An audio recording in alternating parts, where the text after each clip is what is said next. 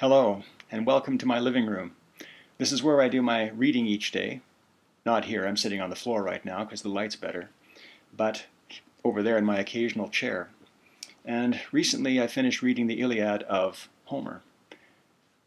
When I read poetry like this, I do so out loud because I think that's the way verse should be read. That's the way the rhythms in the language and the beauty of the language can best be appreciated.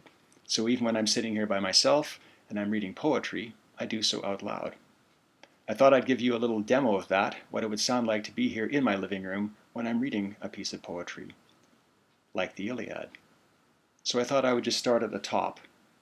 Book 1, The Rage of Achilles. Rage, goddess, sing the rage of Peleus' son Achilles, murderous, doomed, that cost the Achaeans countless losses, hurling down to the house of death so many sturdy souls, great fighters' souls, but made their bodies carrion, feasts for the dogs and birds, and the will of Zeus was moving toward its end. Begin muse when the two first broke and clashed, Agamemnon, lord of men, and brilliant Achilles.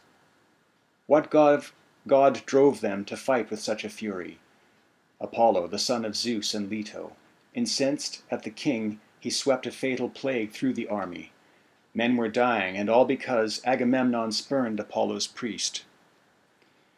Yes, Chryses approached the Achaeans' fast ships to win his daughter back, bringing a priceless ransom, and bearing high in hand, wound on a golden staff, the wreaths of the god, the distant deadly archer. He begged the whole Achaean army, but most of all the two supreme commanders, Atreus' two sons. Agamemnon, Menelaus, all Argives geared for war. May the gods who hold the halls of Olympus give you Priam's city to plunder, then safe passage home. Just set my daughter free, my dear one. Here, accept these gifts, this ransom. Honor the god who strikes from worlds away, the son of Zeus, Apollo. And all ranks of Achaeans cried out their assent.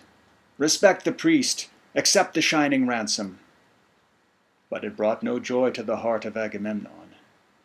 The king dismissed the priest with a brutal order ringing in his ears. Never again, old man, let me catch sight of you by the hollow ships.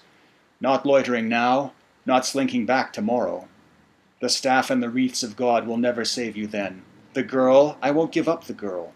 Long before that, old age will overtake her in my house, in Argos, far from her fatherland, slaving back and forth at the loom, forced to share my bed. Now go, don't tempt my wrath, and you may depart alive. The old man was terrified. He obeyed the order, turning, trailing away in silence down the shore, where the battle lines of breakers crash and drag. And moving off to a safe distance, over and over the old priest prayed to the son of sleek-haired Leto, Lord Apollo. Hear me, Apollo, god of the silver bow who strides the walls of Chryse and Scylla sacrosanct, lord in power of Tenedos, Smintheus, god of the plague. If I ever roofed a shrine to please your heart, ever burned the long rich bones of bulls and goats on your holy altar, now bring my prayer to pass. Pay the Danaans back, your arrows for my tears. His prayer went up, and Phoebus Apollo heard him.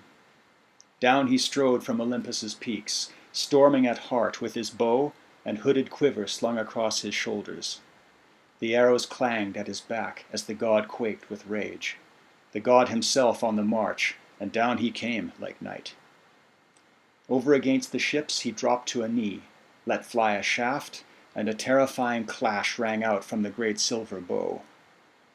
First he went for the mules and circling dogs, but then, launching a piercing shaft at the men themselves, he cut them down in droves, and the corpse fires burned on, night and day, no end in sight.